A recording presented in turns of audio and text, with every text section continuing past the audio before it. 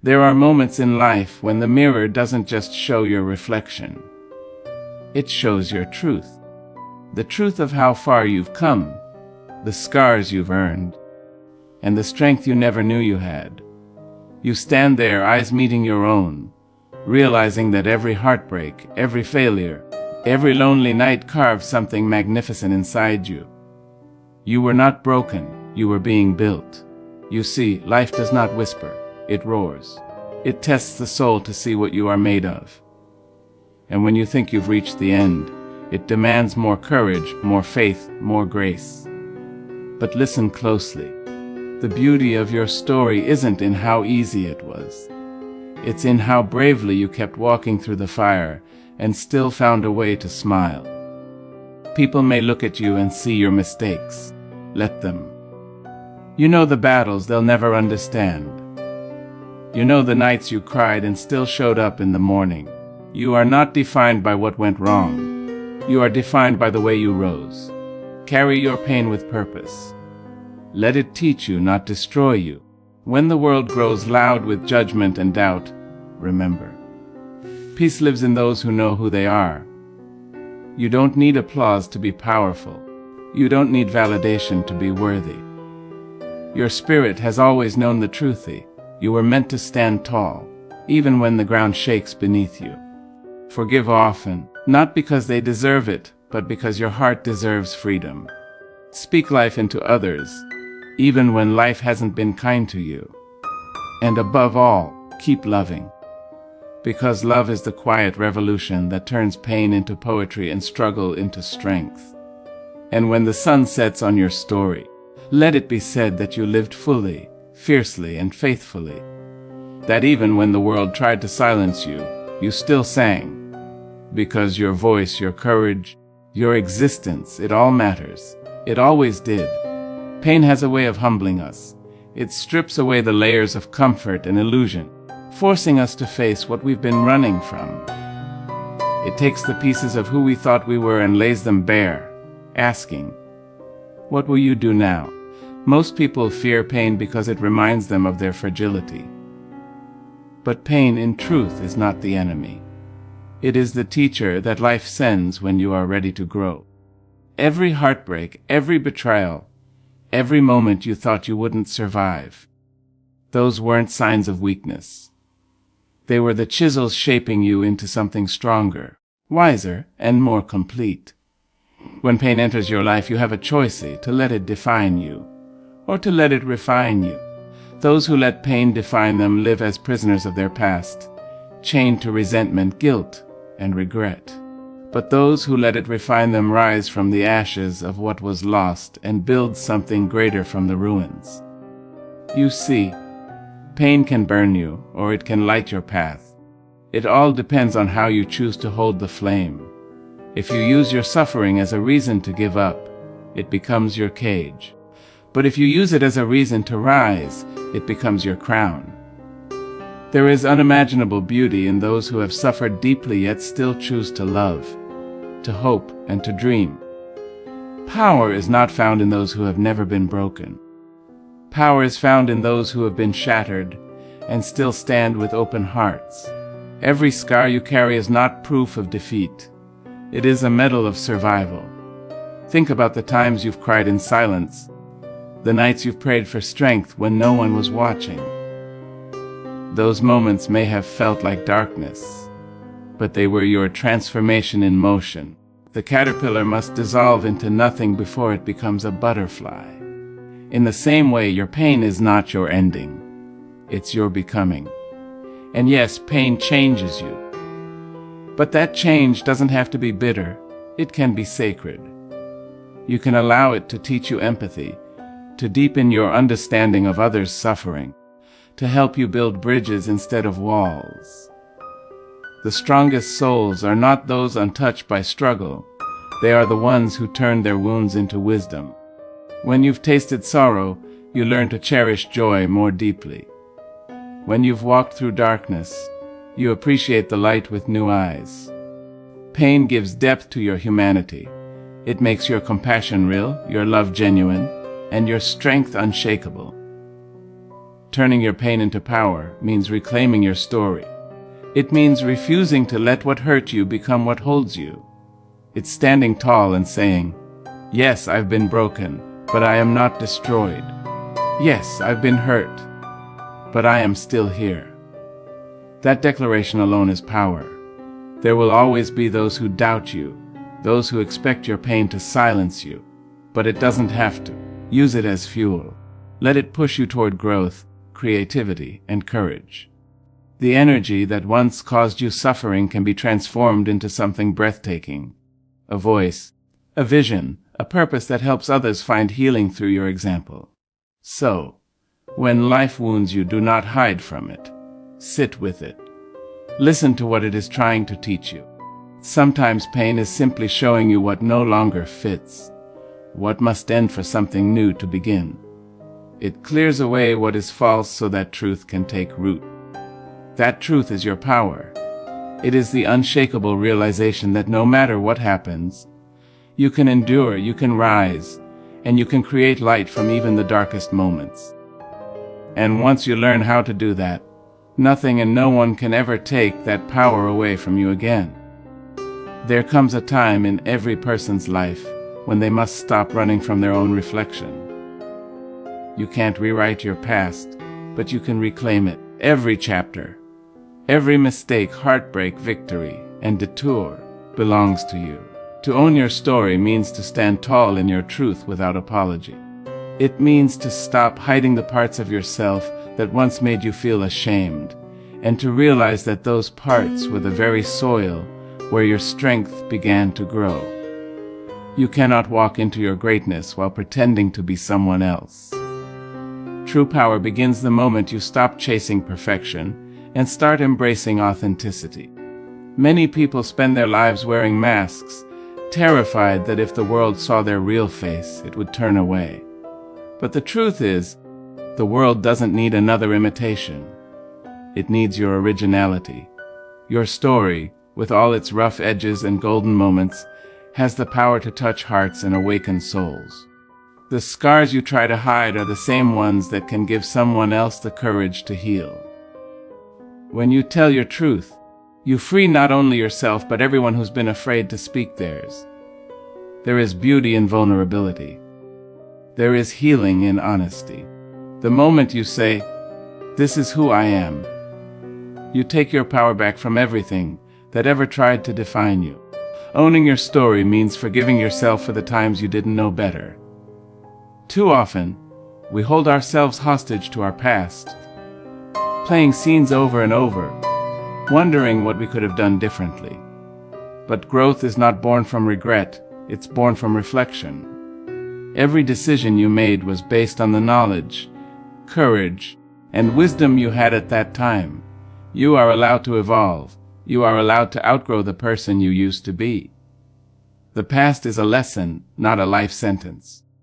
When you learn from it instead of hiding from it, it becomes your foundation, not your prison. There will always be people who try to rewrite your story for you, who will judge you based on a single page they happen to read. Let them. They cannot understand the chapters they did not live. They don't know the nights you cried yourself to sleep, or the courage it took just to keep going. You don't owe anyone an explanation for how you healed or how long it took. The story is yours. Every triumph, every tear, every rebirth. You are the author now, and no one else gets to hold the pen. The moment you stop seeking approval from others, you begin to write in bold ink. Owning your story also means recognizing your worth in every season of your life. Not just when you're succeeding, but when you're stumbling. Not just when you're loved, but when you're alone. Your value does not depend on validation. It exists because you exist. When you stand rooted in your truth, the world around you begins to shift. You start attracting people and opportunities that are aligned with who you really are, not who you pretend to be. Authenticity has a power that imitation can never match. There is a quiet confidence in those who no longer perform for approval. They simply live, love, and move with purpose. And so, to own your story is to live freely. It is to look at your reflection and see both the pain and the progress. It's to understand that even the broken parts of you have meaning. They tell a story of resilience, of survival, of rebirth. The world will always try to make you question your worth, but when you truly own who you are, nothing can take that truth away from you. You become untouchable, not because life stops testing you, but because you finally know who you are beneath the tests. You know the power that comes from standing in your truth, and you carry it with pride, grace, and unshakable faith. There are seasons in life that feel like they were designed to break you. Moments when everything you trusted begins to crumble, when even your own reflection feels like a stranger. You find yourself standing in the middle of a storm, unsure if you have the strength to take one more step, but it's in these moments, the moments that burn and ache, that your true spirit awakens. The fire you face is not there to destroy you. It's there to reveal the strength that has always been sleeping inside you. You cannot discover your power in the comfort of calm. It is in the chaos that courage is born. The fire of life doesn't ask for permission. It comes suddenly, sometimes mercilessly, stripping away everything that's fragile or false. You lose people, opportunities, plans, and you wonder if you'll ever feel whole again. But what you don't see at first is that fire purifies. It refines. Just as gold must pass through the furnace before it shines, your soul must pass through trials before it glows with wisdom. Every heartbreak, every betrayal, every disappointment is shaping something radiant within you. You are not being punished. You are being prepared. The fire doesn't come to end you. It comes to strengthen the foundation of who you are becoming. Each time you rise after being burned, you are transformed. You start to realize that pain can no longer control you, that loss no longer defines you. You have walked through darkness and learned that light isn't something you find. It's something you create. Resilience is not the absence of suffering. It is the decision to keep going despite it. It's waking up when your soul is tired, smiling when your heart aches, and believing when everything around you tells you not to. The strength you build in these seasons becomes your armor, and your faith becomes the flame that will never be extinguished. To rise through the fire also means to let go of what no longer serves you. Sometimes the flames burn away relationships, dreams, and versions of yourself that have outlived their purpose. It hurts to release what once felt essential, but growth often demands surrender. You cannot step into your next chapter while clinging to ashes from the last. Let the fire cleanse you. Let it burn away your fear, your self-doubt, your need for approval. What remains after the fire is not what you lost. It's what was real all along. It's you, stronger, wiser, and more whole than before. And as you rise, something miraculous happens. You begin to see the fire differently. What once terrified you becomes your teacher. You start to thank the struggle that once broke you because it revealed your depth, your resilience, your truth. The same heat that once hurt you now fuels you. You become unshakable, not because life stopped testing you, but because you stopped doubting yourself. Every scar becomes a story of triumph. Every tear a reminder that you are still here, still standing, still capable of love and light. Rising through the fire means owning your transformation. It's realizing that you are both the survivor and the flame. And so, when the next fire comes, and it will, you will no longer fear it. You'll know that within the flames lies your renewal. You'll stand firm, knowing that you've faced worse and risen higher. You'll move through the heat with grace, with strength, with faith that no fire can consume the soul that refuses to give up. Because each time you rise higher. Each time you survive, you shine brighter. And with every rise, you become a living testament to the truth that no fire, no pain, no storm can ever destroy the light that lives within you. There are moments in life when your spirit is tested, not by the weight of what happens to you, but by how you choose to respond. Anger often feels like the most natural reaction when you are wronged. It burns quickly, fiercely, and loudly. But grace is quiet, patient, and powerful. It does not shout to prove its strength. It simply stands firm in peace. Leading with grace doesn't mean you're weak or passive. It means you have learned the art of self-control. It's understanding that your energy is too sacred to be wasted on battles that don't build you. When you respond with grace, you rise above chaos instead of being swallowed by it. Anger can be intoxicating. It gives you a sense of power, a false rush that convinces you you're taking control. But in truth, anger often controls you. It steals your clarity, clouds your wisdom, and drains your spirit. Grace, on the other hand, anchors you. It allows you to respond instead of react. It helps you speak truth without cruelty, to correct without condemning, to protect your peace without wounding others. Leading with grace doesn't mean you let people walk over you. It means you choose not to become like those who hurt you. It is the decision to protect your dignity when the world tries to drag you into its bitterness. To lead with grace is to understand that forgiveness is not weakness, it's wisdom. Holding on to anger is like drinking poison and expecting someone else to suffer.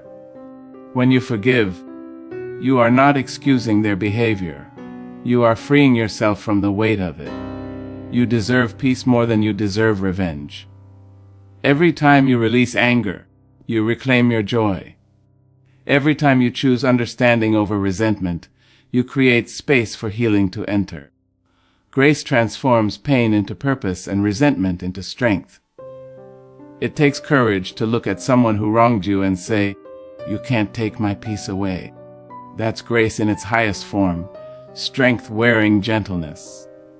Grace also means knowing when to be still. You don't always have to explain, defend, or prove yourself. Sometimes silence is the loudest answer. There is deep power in restraint, in walking away without bitterness, in choosing peace over pride. When you lead with grace, you no longer react from woundedness. You respond from wholeness. You begin to understand that your calmness unsettles those who expect your chaos. You stop letting every insult, every betrayal, every misunderstanding pull you off balance. You start to realize that your peace is your greatest act of rebellion in a world that thrives on conflict. Leading with grace is not something you master overnight. It's a practice, a discipline of the soul. It's catching yourself when anger rises and asking, "Is this worth my peace?" It's choosing empathy even when it isn't returned. It's giving love where the world expects hate. Grace is not about pretending that pain doesn't exist. It's about deciding that pain won't control how you love, how you speak, or how you live. It's a conscious choice to move through life with compassion instead of cynicism, to reflect light instead of absorbing darkness. The more you practice grace, the more it becomes your default setting, the more your heart becomes a sanctuary for peace, rather than a battlefield of resentment. And perhaps the most powerful form of grace is the one you extend to yourself. Too often, we forgive others easily, but carry the weight of our own mistakes like a life sentence. Leading with grace means learning to forgive yourself, to look at your failures, your flaws, your regrets, and say, "I was growing." You cannot preach peace to others while waging war within yourself. When you treat yourself with kindness, patience, and compassion, you naturally begin to extend that same love to the world. That is how grace multiplies. It starts in you, and it ripples outward, touching everyone and everything you encounter. There comes a point in your journey when you realize that peace is not something the world can give you. It's something you must create within yourself. It's the quiet strength that holds you together when everything around you falls apart. Protecting your peace means guarding your spirit from anything that drains it. distracts it, or disturbs it. It means understanding that not every battle deserves your presence, and not every voice deserves your attention. The world will always have noise, criticism, gossip, conflict, but you get to decide which frequency your soul will tune into. True peace is not found in the absence of chaos. It is found in the calmness you carry despite it. Protecting your peace begins with boundaries. You cannot pour from an empty cup, and yet so many of us try. We give, we fix, we rescue until there's nothing left. But peace requires you to say no without guilt and yes without fear. It requires you to walk away from what doesn't serve your growth, even if it's familiar. You are not obligated to remain in places that shrink you. Setting boundaries isn't selfish, it's sacred. It's saying, my well-being matters. My energy is valuable. The more you honor your boundaries, the more your peace becomes non-negotiable. You stop trying to please everyone and start protecting the one person responsible for your happiness. You. You must also learn to protect your mind. What you feed your thoughts shapes your reality. If you constantly dwell on pain, you will keep reliving it. If you focus on gratitude, you will keep expanding it. Protecting your peace means being intentional about what you allow into your mental space, what you read, watch, listen to, and believe. The mind is a garden. Negativity is the weed that suffocates your growth. Pull it out. Replace it with affirmations, truth, and hope. When your thoughts are calm, your life becomes a reflection of that serenity. Peace isn't just a feeling. It's a mindset, one you must nurture daily. Protecting your peace also means choosing your company wisely. The energy of those around you will either lift you higher or pull you lower. Surround yourself with people who bring calm to your storms, not chaos to your peace. Choose those who celebrate your light instead of dimming it. Some people thrive on drama, conflict, and confusion. Don't let their storm drown your calm. Sometimes peace requires distance. Walking away doesn't mean you're weak. It means you're wise enough to know when preservation matters more than participation.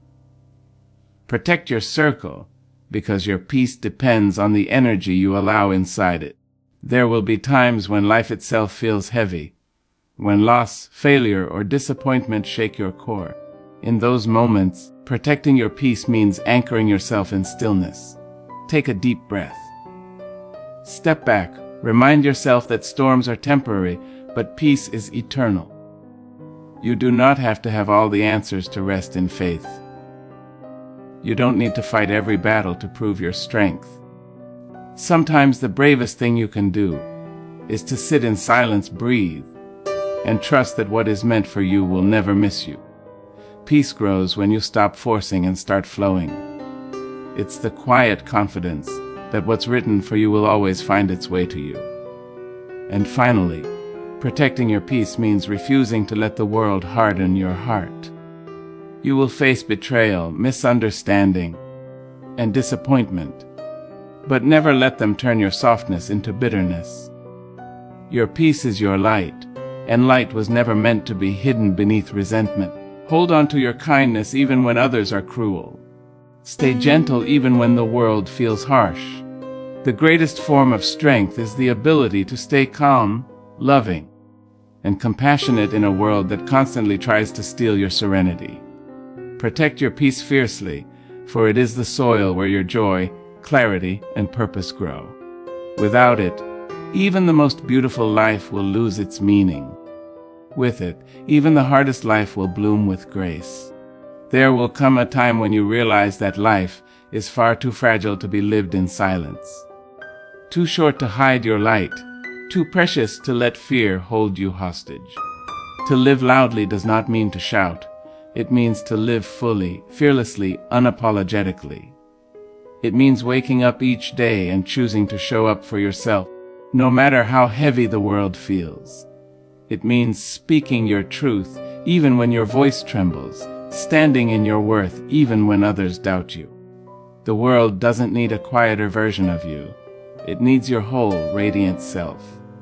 the energy you bring, the love you give, the dreams you chase. These are your echoes in eternity. To live loudly is to embrace every part of who you are, the flaws, the fire, the faith. It's refusing to shrink to make others comfortable. You were not born to blend in with the background. You were born to illuminate it. Too many people spend their lives dimming their brilliance because they fear rejection or judgment. But you were not created to be ordinary. Every time you express your truth, you give someone else permission to do the same.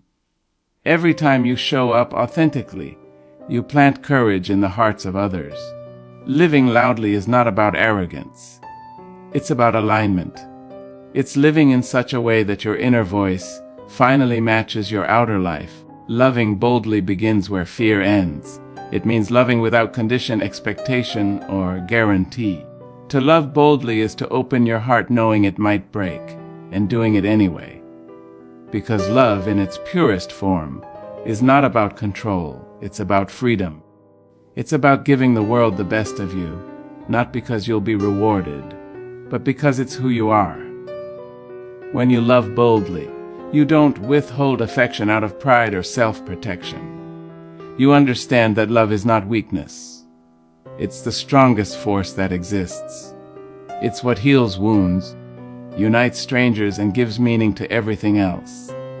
The heart that loves freely is the heart that lives fully. Living loudly and loving boldly also means taking risks. It means stepping into the unknown with trembling hands but a fearless heart. You will fail sometimes. You will fall. But that's what makes the story worth telling. Regret doesn't come from the risks you took. It comes from the chances you never dared to take. The life you long for will not meet you in your comfort zone. It waits on the other side of courage, whispering, "Come find me." So take the trip, speak the truth, chase the dream, forgive the past. You are not here to merely exist. You are here to live, to feel, to create, to leave your fingerprints on the hearts of others. And to love boldly is also to love yourself fiercely. To look in the mirror and see not just the scars, but the stories they tell. To recognize that you are worthy of every ounce of love you give away so freely. Too often, we pour our hearts into others while leaving ourselves empty. But when you love yourself deeply, you teach the world how to love you right. Self-love is not selfish, it's survival.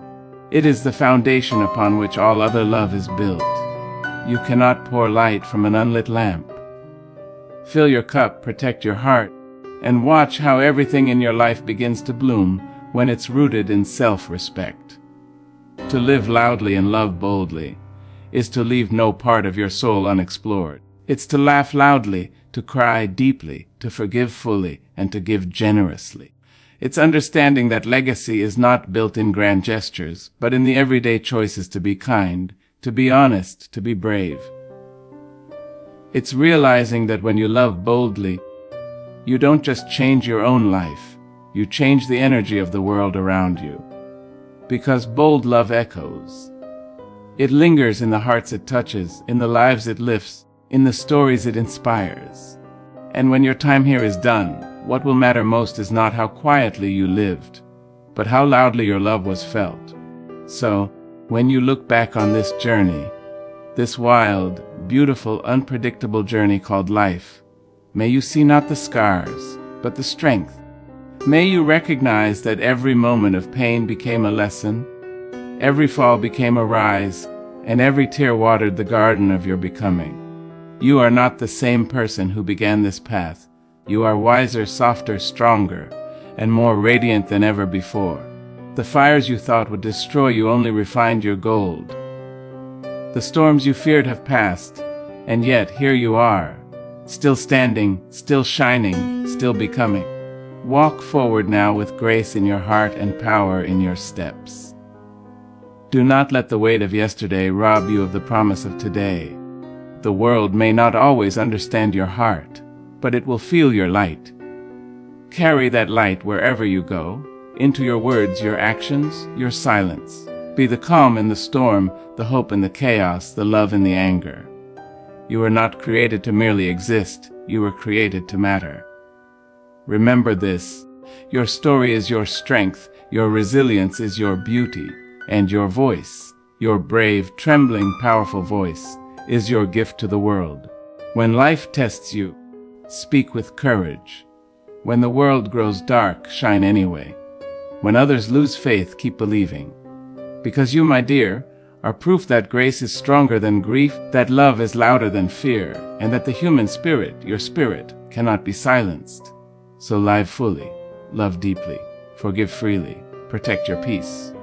Keep rising, even when the fire burns. Lead with grace, even when the world forgets how. Turn your pain into power, and let your life become a living testimony of what it means to not just survive, but to rise. And when your story is told, may it be said that you did not whisper through life. You sang. You sang with hope, with strength, with compassion, with faith. You sang even when your voice broke, because you knew that your melody, the sound of your resilience, would echo long after the world grew quiet. And that, my friend, is how you leave a legacy that will never fade.